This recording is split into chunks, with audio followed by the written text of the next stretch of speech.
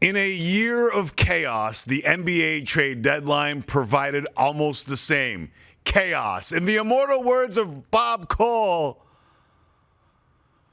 for a moment it seemed like everything was happening, because it was a complete overhaul in Orlando. Denver got better. Victor Oladipo to Miami, George Hill to the Sixers, and the greatest of them all, Lemon Pepper Lou Williams to Magic City. Atlanta. But after all that, of course, there was Toronto. First, the Raptors sent Norm Powell to Portland for Gary Trent Jr. and Rodney Hood. Then, Matt Thomas to the Jazz for a second-round pick. Then, Terrence Davis to Sacramento for another second-round pick, opening a couple of roster spots, seemingly to set the stage so they could trade the greatest Raptor of all time, Kyle Lowry. On the heels of what felt like the quintessential Kyle Lowry performance and an exit that from 2,000 kilometers away here in Canada felt like a final goodbye and was treated as such on Twitter. Lowry walking down the tunnel, a gaze into the camera, a nod of the cap, a peace out to the souls of those who crowned him GROAT. Greatest Raptor of all time. It felt incomplete, like the end. But after rumors circled like he was dating a Kardashian, the Sixers were in. The Heat were in. The Lakers were making a late push. One by one, those suitors fell by the wayside. And the greatest Raptor of all time pulled a Leonardo DiCaprio from the Wolf of Wall Street. You know what?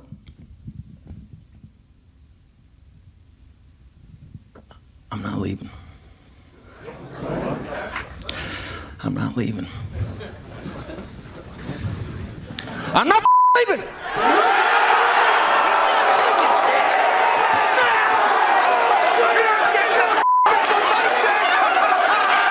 The show goes on.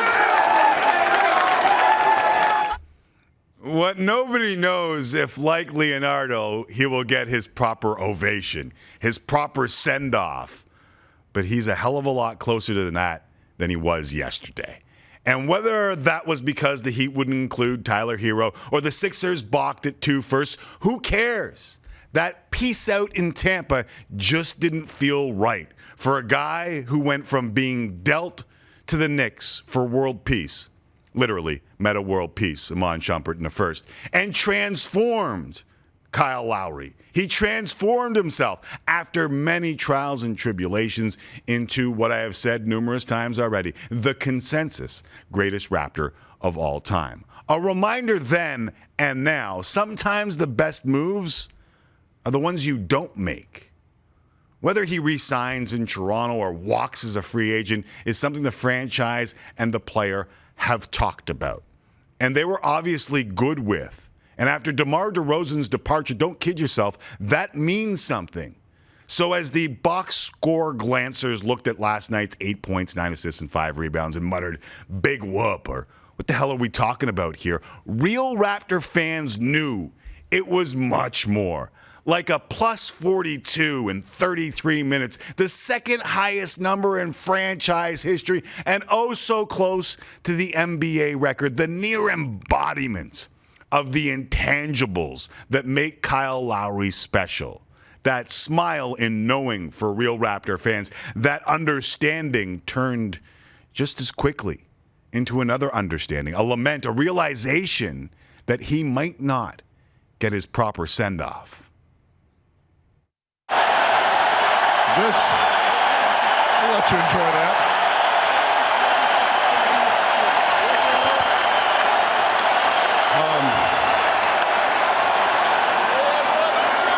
Man, you're going to the NBA Finals for the first time in your career. That's not bad.